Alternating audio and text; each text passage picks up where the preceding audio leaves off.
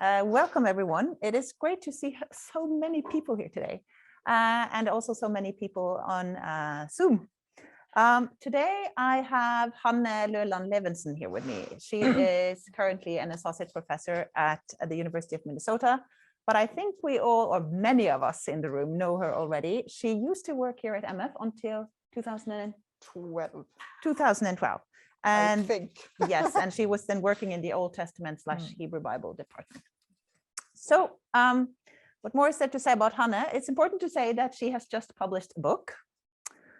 Look at this. It's called The Death Wish in the Hebrew Bible, Rhetorical Strategies for Survival, which is a great book. I read it, and you should all read it. So that's today's commercial.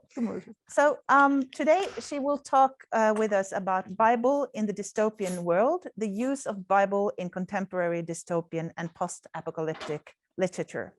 And there's a handout, but there are many more people than I expected, so I've run out of handouts. So you'll have to look at each other's handouts and just share and be nice to each other here. So there's also no coffee today, as you can see, and that's because there will be coffee at 12, in the MF Prestene, said the office of the MF Prestene, or the ministers. They are having this celebration for like the renovation of their offices, so you can get coffee, and I think there are also some sweet rolls or something over there. So please go there afterwards and enjoy the coffee there. So most of you have been here before, but I'll repeat it for those of you who have not. We'll have like a 13 minutes presentation by Hanne, and then we have 13 minutes set aside for questions and answers and discussion. And if you want to join that discussion, you can either do it in the chat if you're following us on Zoom, or you can head over to the table there where you see the microphone and ask a question there. And Hanne will have to answer as well as she can. But Hanne, please go ahead. Okay. The floor is yours. Thank you, Liv, for that very nice and kind introduction. And thank you, everyone, for coming. And I'm sorry you all have to wear masks. My immune system is kind of fucked up, so I have to be very careful. And I'm going back home tomorrow, so I need a negative test this afternoon to be able to fly back. But can you hear me okay? Okay, that's great. So I'm very happy to be back. When I left, I think in my departure talk, I said, this is the mothership. I have to go back to the mothership sometimes, and it's really, really nice to be back at MS and in Oslo and to see so many of my friends and colleagues. That's really great. And new people. So I am going to talk with you a little bit today on a new project, which is very much a new in the beginning project. So I would like to share my ideas with you, and then I'm very curious about what you think and to get ideas and questions. So the handout is basically some bullet points on what I'm going to say, and then there is a long list of books, which I'm going to comment on a little bit later, and 2 abstracts of 2 papers I've given on this to give you a little bit more flesh on what I'm actually doing. So the title for my presentation and the book project is, as Levinson said, Bible in the Dystopian World, the use of Bible in contemporary dystopian and post-apocalyptic literature. Dystopian literature has received considerably attention lately, as it has, as Adam Stock writes, achieved symbolic cultural value in representing our fears and anxieties about the future. So maybe it's not just an accident or coincidence that I have been reading mostly dystopian literature for the 2 past years through the whole pandemic. That might be kind of an exposure therapy or something, I'm not sure. There has been a boom of dystopian novels and films, especially for young adults, since 2010 and onwards, but dystopian novels go way back further. There is the first one, like the first classic dystopian novels, is usually listed as Yevgeny Samity, which was translated and published in English in 1924. I have not read it. I assume I have to, because it's like the beginning. Has anyone heard of it or read it? Okay, I'm glad I'm not the only one. Okay, but you probably have heard about books like Brave New World by Huxley, 1932, 1984 by George Orwell in 1948, and The Handmaid's Tale, or seen the series. Is it Netflix or Hulu? Hulu. It's HBO, isn't it? HBO. That isn't okay. Really sure. But she wrote a novel in 1985. So these are like the classic dystopian novel. there is a wide-ranging research on dystopian literature today, but there has been next to nothing done on how this literature utilizes biblical ideas and texts. There is a few exceptions. Margaret Atwood got her own volume on the use of Bible and religion in Margaret Atwood a couple of years ago. And there is more theologian and religious scholars who are working on Octavia Butler. But there's still a lot of work to be done, thankfully. And there is, surprisingly for me, when I started reading these things, a significant portion of dystopian novels that draw heavily on biblical literature. So that's my research project, is to look on how the Bible is used in dystopian contemporary novels and to try to find a way to get them into dialogue in one way or the other. I just want to give one example on how it looks like before I say more what I'm trying to do. So I assume that many of you have read The Handmaid's Tale of Margaret Atwood, or at least heard about it or seen the series. And The Handmaid's Tale was, I think, the first classic dystopian novel I read after reading The Hunger Games and the Divergent series and whatever one did in the 2010s and onwards. And I read The Handmaid's Tale actually when I was working on this book. So I was working on this book on Rachel's cry, "Give me sons or I will die." And I was reading that and trying to figure out what was happening in that text for this book. And then I was reading The Handmaid's Tale and was struck about how much the novel is drawing on the book. The novel is drawing on the text and the story of Rachel, and how Atwood used it for the construction of the whole society. So first of all, the title of The Handmaid's Tale is the term used for women who are forced into being surrogate mother in Gilead, the handmaid, which is the traditional English term for the enslaved women, both in Genesis 30, Rachel and Hagar's slaves, and Hagar in Genesis 16. The story of Rachel and Leah also names the Rachel and Leah Center, which is a re-education facility known as the Red Center. The text, Genesis 30, is read by the man in the family on the night of the ceremony, and the reading of the text before the sexual act legitimizes in the narrative what takes place. And with this, the reading of the text is also turned into a ritualized text, so they're reading as a ritual before the sexual act once a month. Genesis 30 is also used as an educational text in Gilead. It is read daily at the Rachel and Leah Center, together with many other biblical texts. In addition to Genesis 30, there is a range of either direct quotes or more indirect references to biblical text that fills out the pictures of the importance of childbearing in Gilead and the understanding of that children are the product of God's intervention. One example is the conventional greeting when two handmaids meet each other. They would say, one would say, "Blessed be the fruit," and the other one would say, "May the Lord open," which are clearly have references to biblical ideas about what God would do and open the wombs. This is just one example from one novel. And you will see that I have a list of like 37 books or something on the handout. We can look at that later. And many of those books uses biblical text, either very directly like Atwood does in The Handmaid's Tale, or more indirectly. In The Handmaid's Tale, I have figured out that they use Bible at least in six kind of different categories. There are biblical names, most all of them, of the characters have biblical names. There are character roles with biblical references. You have the handmaids, you have Marthas, which are the housekeepers in the household. You have angels, which are not Christian angels with wings or anything, but they are kind of angels. There are a lot of biblical texts that are quoted. There are many biblical texts that are background or references or echoes. And all these categories are kind of intertextual connections, right, between the Bible and the novel. In addition, I have noted all the places where someone is reading the Bible or explicitly prevented from reading the Bible. And that becomes very clear in the second book of these two books, The Handmaid's Tale and the New Testament came, where it's very clear that girls are not allowed to learn to read, and they only know Bible through told stories and retelling, which sometimes are like horrifying retellings. And then later some of them learn to read and then discover what it says in the Bible themselves. Or they didn't tell us everything, and this is here, and they didn't like somehow this discovery of what the text actually says.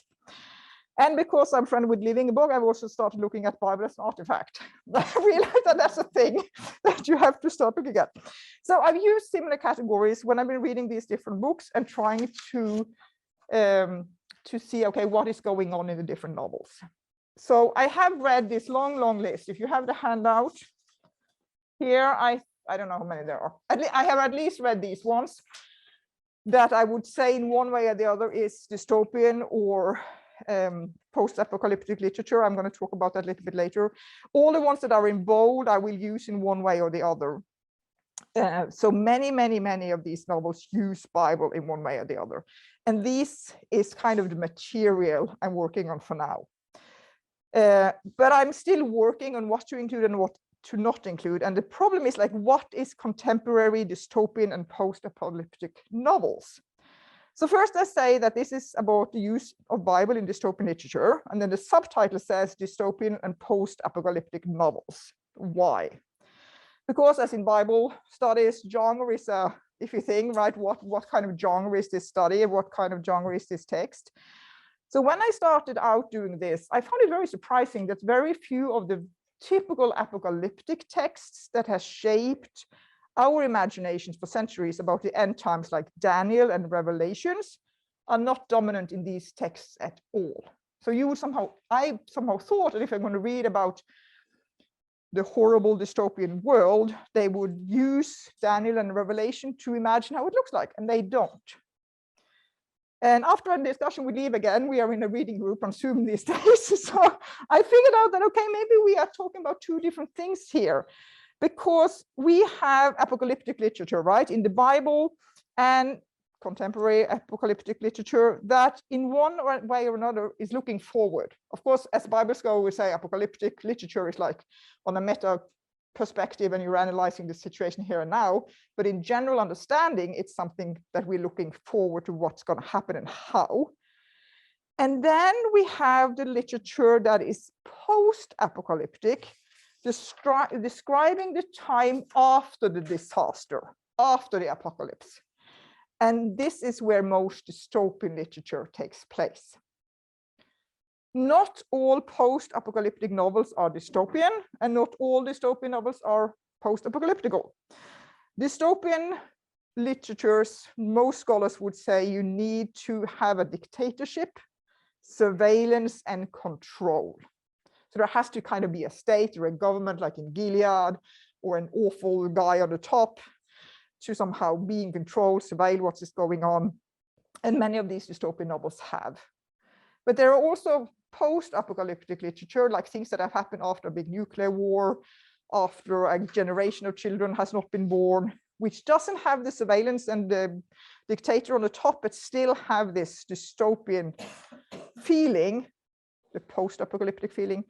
And I'm working on those too.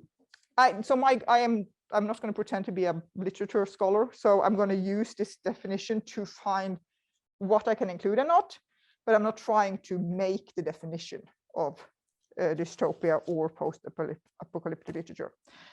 In this context, I'm not interested in the apocalyptic literature novels. I am interested in what happens if we don't heed the warning and end up in dystopia. So dystopia is like the negative future, while the utopia is the good one. I'm not so concerned about the good one either, for different reasons. Maybe it's my nature genes, but I am concerned and curious about the bad future. And many scholars, especially for young adult dystopian novels, says that the goal of the books are to warn us. Like, these are warning narratives, like cautionary tales. And I'm interested in what happens if we don't follow the warning, kind of. The other thing is, of course, what is Bible? Bible here means both Hebrew Bible and the New Testament. The main impression so far is that most of these novelists use way more Hebrew Bible than the New Testament. If you kind of count and see the text, many more use Hebrew Bible. I don't have percentages yet. I might do that at some point, but it's clearly a tendency. But this said, Hebrew Bible is in this context always the Old Testament. It's always a Christian understanding, a Christian conceptualization of the Old Testament, which it doesn't mean denominational Christian and not Jewish or devotional in any way, but a typical Christian Western understanding of what Hebrew Bible is, the Old Testament. And it's often kind of negative. The Old Testament understood in these novels are often very negative. I haven't found more than one novel that might be said to be Jewish-ish and be a dystopian novel. It's called The Flame Alphabet. Don't read it. It's if I read a lot of bad novels, this is like, it's not badly written, but it's so disturbing and so, I don't know, it's really bad. It's about how the language of the children are making all the parents and the grown-ups sick. So it's this metaphorical thing that I didn't get. And then, of course, there is The Sparrow, Children of God by Mary Doria Russell, but that doesn't use a lot of Bible. She was Catholic and converted to Judaism. There's a lot about the Catholic Church and a lot about religion. It's wonderful books, but she hardly ever quotes the Bible. Okay, I don't know how much time I have. What I have done, how many? Like 1-2 minutes. Okay, what I have done so far, I have given two presentations on The Handmaid's Tale and the Testaments and one of Octavia Butler, and you have the handouts of them if you want to know what I'm doing with them. And I'm going to give one on Octavia Butler and the conception of God in the summer for IOSOT. And then I'm working on one paper that is called Closed Wombs, Biblical and Dystopian Literature in Conversation on Infertility and Controlled Reproduction of Children for SPL in November. So you're all very welcome to come. Okay, research question, what am I doing? So far I have read all these novels, mapped every occurrences of every biblical text and references, every use of mention of Bible. But of course I can't just stop there. Like, it doesn't help to have a long list of all the texts. So what I'm interested in is which biblical texts are used and reflected in these contemporary novels, and is there in a way a dystopian canon? Can you say these texts reoccur in dystopian novels? And on the flip side is also a question whether there are any dystopian biblical genre. There are many utopian texts in the Bible, right? Are there any dystopian texts? I'm not totally sure.